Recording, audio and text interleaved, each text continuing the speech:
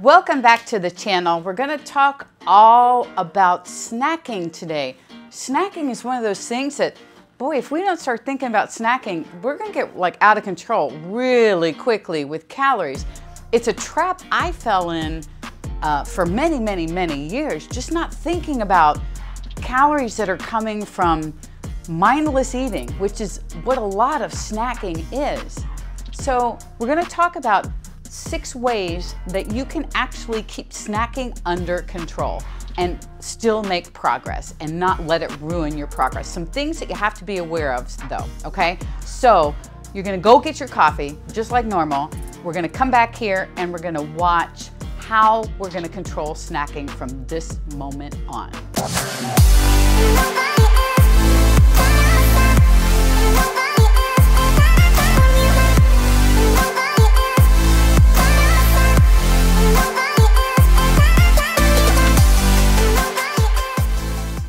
Okay, so the first tip on how we can control snacking is to increase the size of the meals that you're already eating. This is a pretty basic thing to do, but it's so effective. So oftentimes we are hungry because our meals are so small.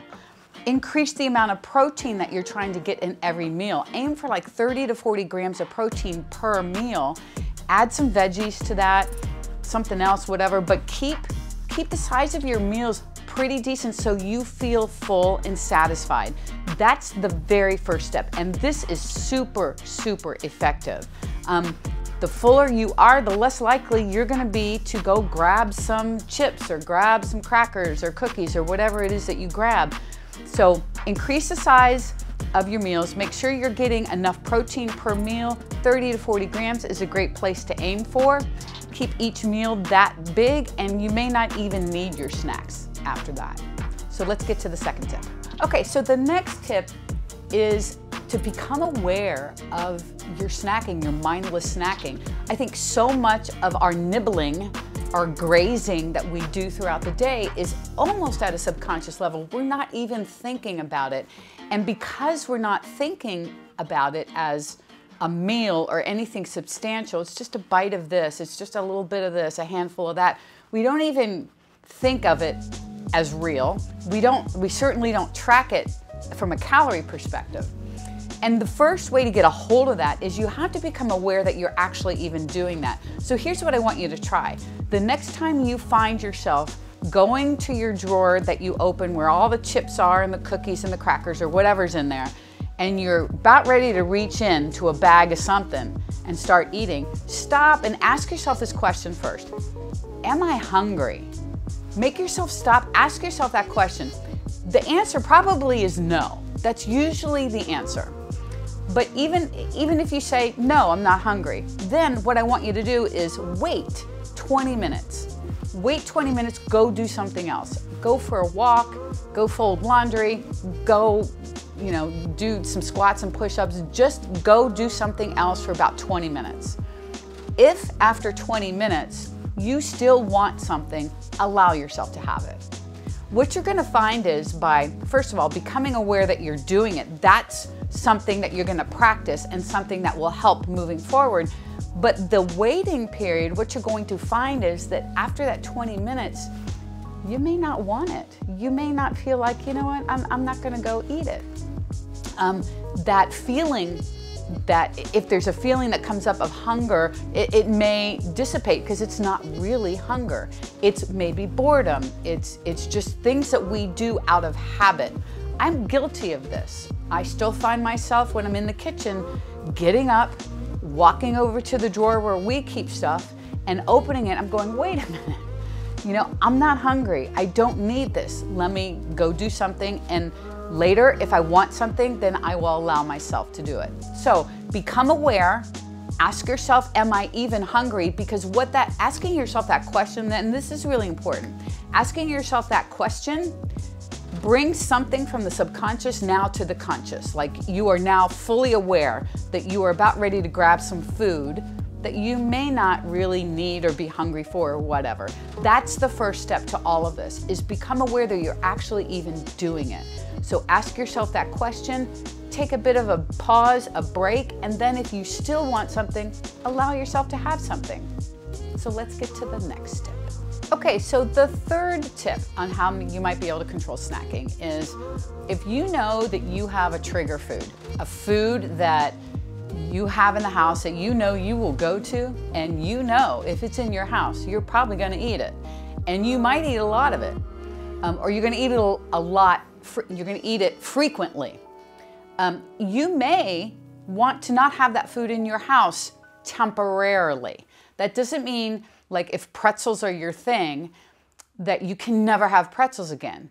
But if you're feeling like your snacking is getting out of control, that you're constantly reaching in that bag of pretzels and eating pretzels constantly, it might be a good idea to get it out of your house. So now you can learn how to either reach for something else, maybe have some fruit or something else, or start learning to not have it at all, and then bring it back in moderation. And we'll talk later about this too, but moderation could be in smaller pre-portioned packages where there's a little bit more control involved.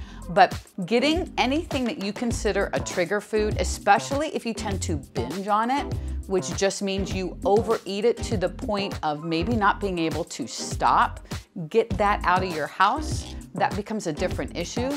And if it's just, I go to that pretzel bag 5 times a day and have a handful of pretzels, let's get the pretzels out of the house just for a little bit so you can get used to not having pretzels in the house, maybe having some fruit or something else instead of those pretzels, and get your body used to that, and then bring your pretzels back in and bring them back in a controlled way. And we'll talk about that more later. But getting trigger foods out of the house temporarily may be something that could help you. So let's get to the next tip. Okay, so the next tip, super, super helpful to keep snacking under control, and that is to pre-portion out whatever your food is that you snack on. And I touched on it a little bit in number 3 with trigger foods. So for instance, we'll go back to that bag of pretzels. You love pretzels and they come in these ginormous bags, right? So take a ginormous bag of pretzels and divvy it out into individual Ziploc bags.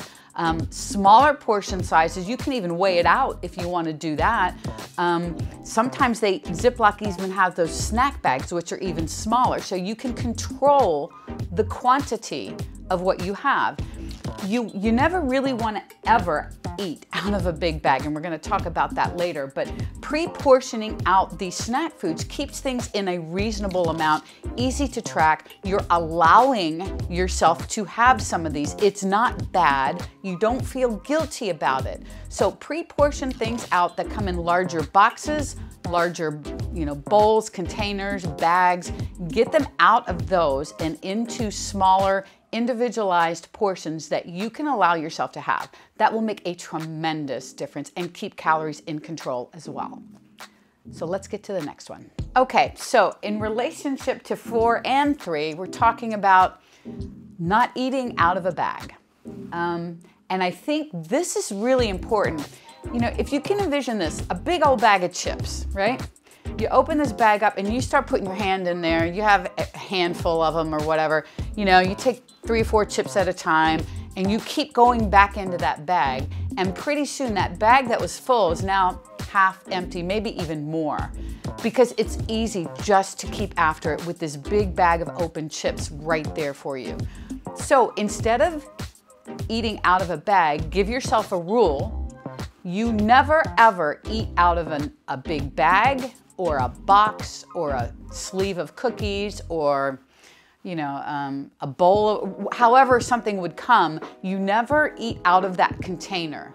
You take the food, let's say the chips, and you either put them in a pre-portioned bag like we talked about, or take the chips out of the bag, put them on a plate, close up the bag, go sit down with your chips and have your chips that are on that plate.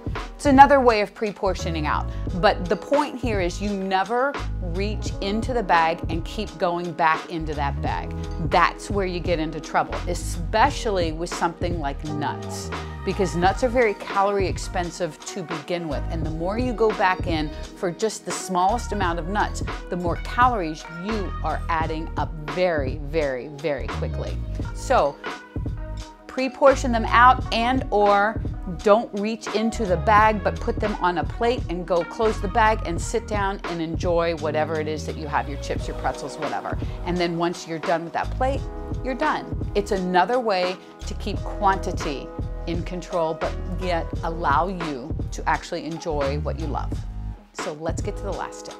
The last way that you can control snacking is just to have some healthier options, lower in calorie options available for you kind of as a grab and go. So for example, putting a big bowl of fruit that might have apples or peaches or something that you can eat like right there, no prep, you can just eat, is great. Another thing that really works well is you can get individualized sized yogurts, cottage cheese, things like that, that you can literally grab from the refrigerator. It keeps those kinds of things, kind of go back to the pre-portioned out kind of things. They are pre-portioned for you. Calories are set, they're low, they're small. That would be a great combo for a snack, actually. One of those small yogurts and a piece of fruit, something like that. But having those choices that are easily accessible will probably be where you go to the most. So that's why when you have chips and things in that drawer that's so easy to open, it's so easy to go there, we frequent those places. So have fruit out, have the yogurt and the cottage cheese or whatever in a place where you can just open the fridge and grab it. It's super, super easy. And then in addition to that, you could possibly also put your chips, pretzels, or whatever in a place that's maybe not as convenient to get to. You're gonna have to work a little harder maybe to get to those chips or whatever. But having these lower calorie options is gonna help you feel better, gonna help you stay in your calories more, all that kind of thing. So these are the 6 ways that you can help control snacking. I wanna make sure we just kind of summarize with this, that tastes and handfuls and bites of things that we do throughout the course of a day, those add up significantly to the tune of hundreds of more calories a day. And we don't even think about them. And a lot of times, if you've been struggling to lose fat, this is why. It is because of those little mindless things that we are not even thinking about. And because we're not thinking about them, we don't track them, because they really don't mean much. They can't be that much, right? Just a handful of this and a bite of that. You start putting all those together and they become very significant. So awareness is key to all of this. You have a couple different options on how you can try to get your snacking under control. If you have any questions, please plop them in here, reach out to me, let me know. We can come up with a plan for you if you're struggling.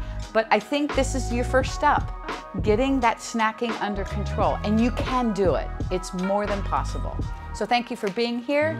And if I can ever do anything for you, please let me know. Please click subscribe, because we are going to be back with more. So thanks.